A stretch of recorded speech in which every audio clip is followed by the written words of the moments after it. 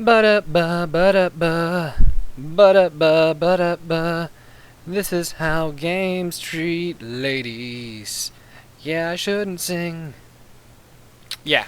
Anyways, welcome to Diversity in Gaming. On April 1st, also known as April Fools, I did a very thinly veiled joke where I defended Dead or Alive Xtreme Beach Volleyball and the Dead or Alive series itself. But seriously, guys, this is the image that women that want to get into gaming are really shown. In my last video, I used some real arguments that people have used to defend Dead or Alive from sexist criticism, and today I'm going to deconstruct them, as well as talk about how they are so indicative of the sexism that is pervasive in gaming. Reboot Lara Croft are far and few in between, and most women in gaming are treated only marginally better than the DoA girls. But since DoA is the surest sign of the overt sexism, we're going to start with that deconstruction. It's important to remember that these are all very powerful women that are capable of fighting off any man that tries to control them. Each of the games has given each of the women a very distinctive personality and goal. They're not just sex objects for the viewers, they're full characters. Okay, I know I might not be the best person in the world to explain this, but I'm gonna give it a shot. First of all, physical strength does not equal agency. Don't know what agency is? Okay, we're going to put it like this. In the sentence, Hitomi plays volleyball, in it, Hitomi is the subject. She is the actor. She has the agency to do things. She can cause change and has personality. An object in the sentence has no agency, and whatever personality that object has is in the control of the subject. That's what DoA turns their supposedly strong women into, objects. It doesn't matter that they have power. Physical strength can give agency to a character, especially in a fighting game, but it really matters how the character uses that strength. The Dead or Alive fighting games, and even more so with the Dead or Alive Xtreme Beach Volleyball series, takes the supposedly strong-willed women and deconstruct them into objects for your viewing pleasure and little else. If the game kept any semblance of the suggested character that the women have, there probably wouldn't be a game, because most of them most likely wouldn't want to stay and play volleyball on an island for no reason. The storyline, if you want to consider it a story, is that a male contender from Dead or Alive tournament, Zach, comes up with some money and uses it to buy an island and hold a fake tournament to get all the female contenders onto the island. After finding this out, most of these strong women would likely search out and fucking murder Zach for being a perverted asswipe. But instead, all their personalities are compromised so that they have to stay on the island. Some, like Hitomi, who is a little bit childish, might stay, but I can't see the deadly assassin Christie easily sticking around. Fuck. Kasumi, the lead of Dead or Alive, is hunted by her clansmen. I don't think she has the luxury to spend time on an island playing volleyball. But, yes. Any semblance of their personality is lost in favor of showing more bouncing. And oh god, does the game bounce. It's not just the boobs. Everything bounces. Even the fucking menus are a constant reminder of what you are supposed to be paying attention to. Yes, the menus themselves bounce. It's not the girls' physical skills, it's their physique. And it's not their strong personalities. It's them climbing trees in oddly sexual ways, while saying generic and usually sexual quotes about how good the weather feels, that you are supposed to be paying attention to. Still, at the very least, the women's agency isn't lost to the male characters in the game, with the exception, of course, of Zach. It is actually lost to the players. The women's all but dampened personalities only remain as sexualized fetishes for the players to project their fantasies upon. and deconstruct to be whatever they want. You can dress them up however you want. It doesn't matter if it suits the character's established personality. The women are not there to play volleyball or be characters. They're there for the player's viewing pleasure. After all, you don't actually have to even play a single round of volleyball past the tutorial. You can just make your character walk idly along the beach, or go swimming. They're not actually game segments, you just watch them. While there are many ways to tell if a sexualized image is objectifying, one of my favorites is the dehumanizing of humans by cutting up the image of the body into sections in which you can only see a part of it, like the legs, or the butts, or the boobs. Yes, this game has that in spades. Anyways, on to number 2. Many women enjoy feeling sexy. Feeling sexy can be a form of empowerment. America's culture teaches us that to be a sex object and to be objectified is empowering through its constant use of objectifying women in media. To be a sex object is to be desired.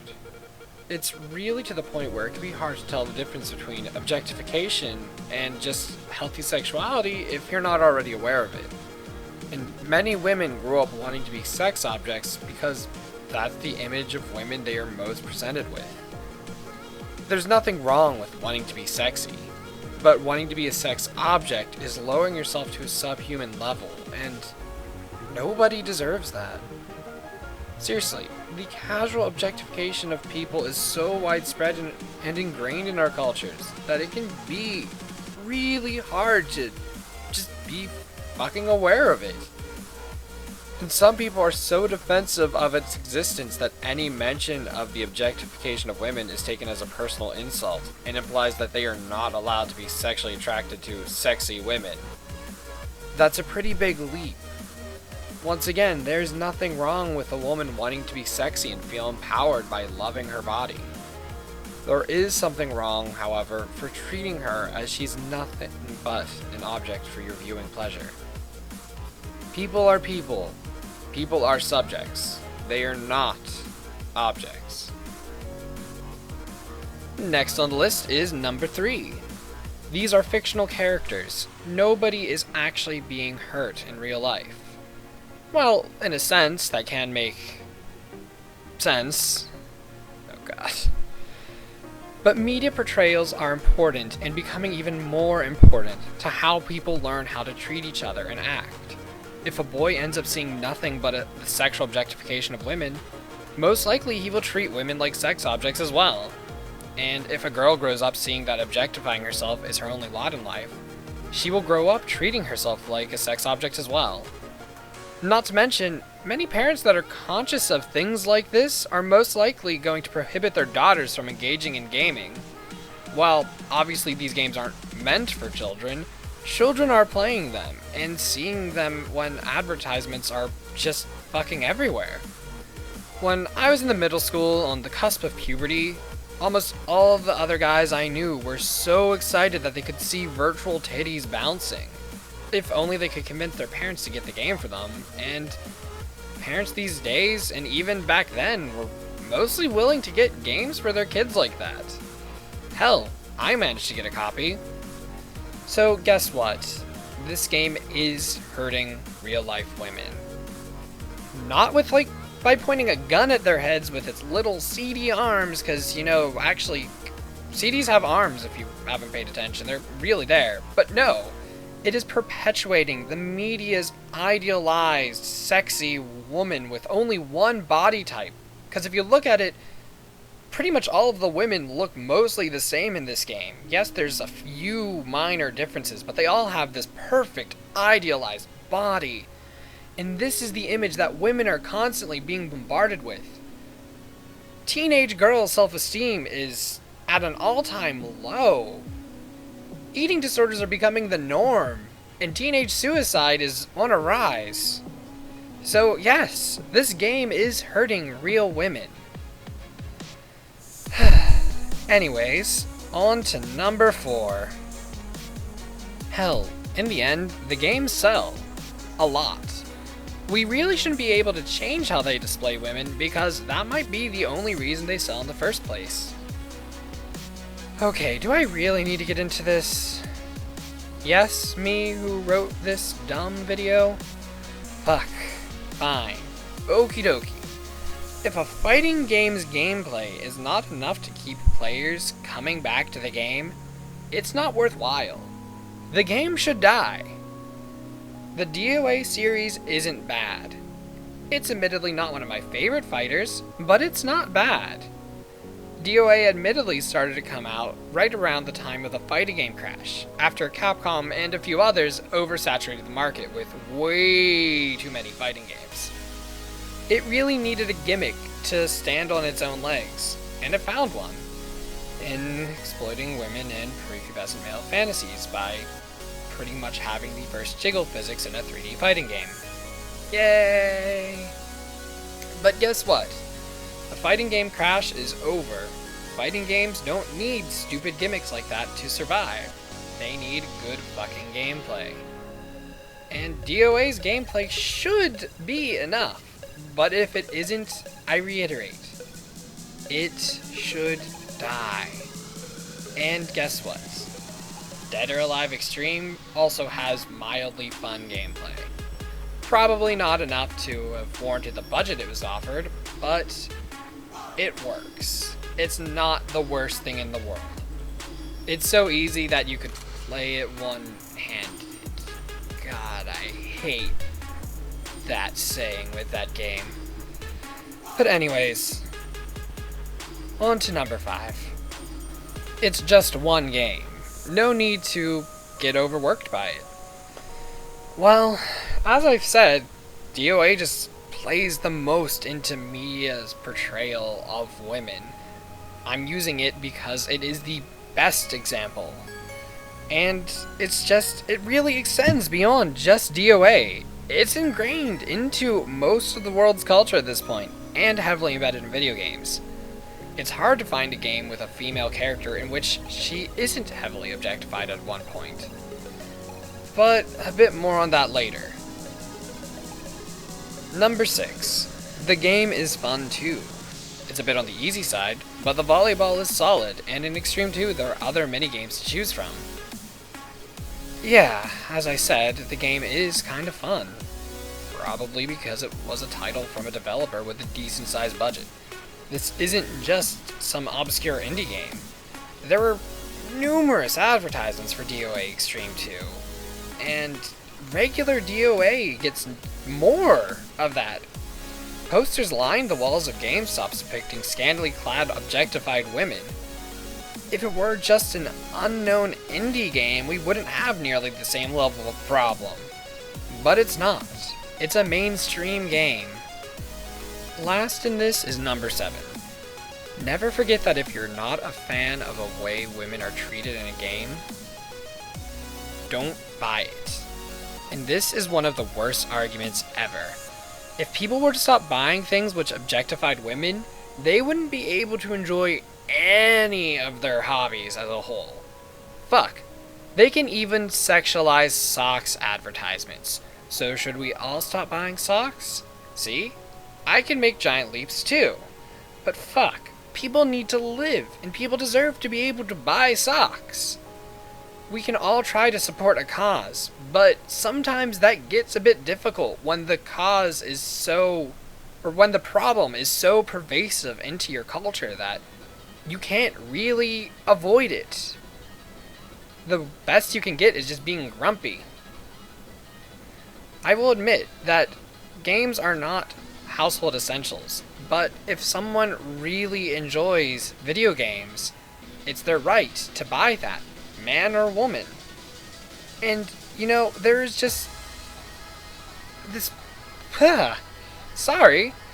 I just hate this argument. It's basically the equivalent of saying, la la la, I don't want to hear it. Just don't buy the game and leave me alone. Remember, this isn't something niche like random porn. This is a game that has a huge backing, as well as huge advertisements for it. It was kind of hard to ignore if you like to play video games. So, come on. We have the right to talk about this. women have the right to talk about this even more than I do. It's their issues, but, you know. But why did I pick such an easy target? Well, you know, it's a game with a huge budget, as I've said, and it's one that I did enjoy as a kid. Not so much anymore, but it is the largest sign of the issues with objectifying women in our industry. And this is an industry I love dearly. Such a thing would never receive a large budget if it was with men scantily playing volleyball. You know, that would seem silly to most people, because we simply do not depict men in such a fashion in this industry. At least not to even a quarter as much as with women. And when we do, it is almost always to be taken as a joke. And this is the depiction of women that most people are bombarded with when they want to get into gaming. When the game Lollipop Chainsaw came out, anybody walking into my local GameStop would first have to get past 3 posters for it that they had up for weeks and weeks. Admittedly, I've been told now that this game might be parody. I have not paid attention to it, and I plan to play it in the near future. If you didn't know it was, you know, parody, then, you know, you just assume it was sexist anyways. I can't help but imagine that this would deter some adults from getting their daughters involved in gaming. And it would definitely deter a lot of women from becoming gamers themselves. After all, that is just the way that games view women in general, no matter what genre you're looking at. And I guess this is unfortunately the way developers seem to see women. And fuck, it is training male gamers to see women that way as well. Just read up on some of the sexual harassment horror stories from women in the gaming community. I'll try to find some to post with this video, but there are tons and tons. If we want gaming to evolve, we need people from all walks of life to take the helm. Games thrive on creativity almost more so than any other medium. They're visual, they're literary, they're interactive, and yet we have failed to discover the potential of this. I'm excited when I think about new video games and what they could hold.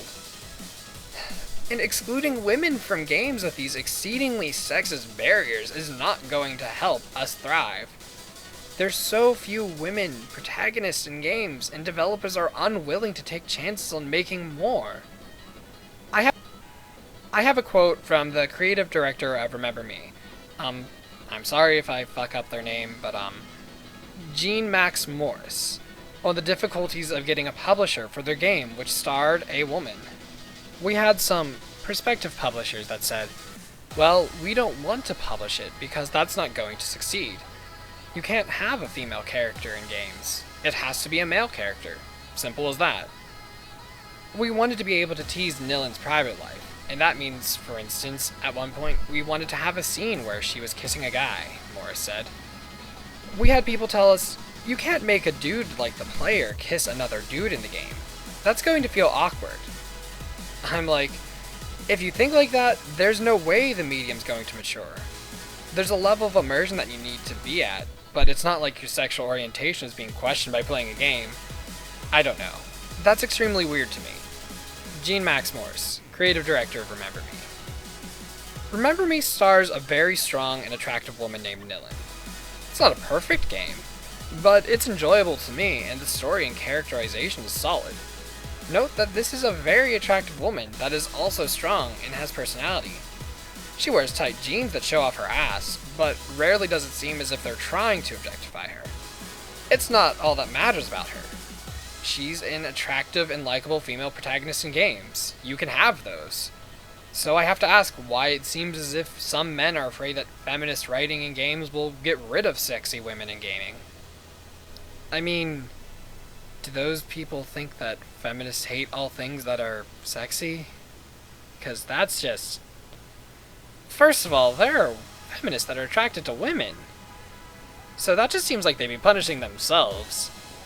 Do they think that women want to punish men by taking sexy women away from them? I'm pretty sure that most feminists would agree that that is still putting men in a position of power and conforming their lives based on men. Not to mention that few feminists actively seek to punish all men.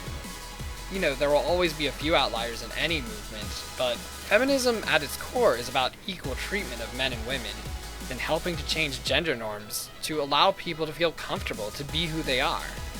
They want men and women to be able to treat each other based on mutual respect, and for women not to be judged based on their bodies and, you know, be treated as humans, equal pay, respect for their bodies, all that good stuff. I think people just, sometimes I don't like people. And, you know, if you enjoy the game, go ahead, enjoy it, but at least see it for what it is. Dead or Alive Xtreme Beach Volleyball, its sequels, and the main series are just the epitome of the issues that plague the depiction of women in games. As a child, I enjoyed them, and I can admit that they are fun games, but at their core, they just seem like the adolescent heterosexual boy fantasy about an all-girls sleepover. But instead of sleepovers with pillow fights in their bras and panties, it's an island only filled with women playing volleyball while wearing bikinis, while their breasts just kind of fly everywhere. Oh my god, I got through this entire video without mentioning their breast physics. I'm amazed. Which, guess what? They're not great. They go everywhere. It's terrible and creepy, and any female friend I have had that has taken a look at the game has just had to clutch their chest because it looks painful to them. Oh, and, the outfits are pre-nippled when you go to buy them in the game. There are nipples actually poking out of the bikinis before you put a person in the bikini. But yeah, that's the state of the video game industry. It's rapidly expanding to be one of the most popular mediums of entertainment in the world. Yet despite that, we can't have a female protagonist kiss a dude because that would make straight guys uncomfortable. But we can have an island of objectified women in thongs for the male gaze. Great gaming. It's time to fucking grow up.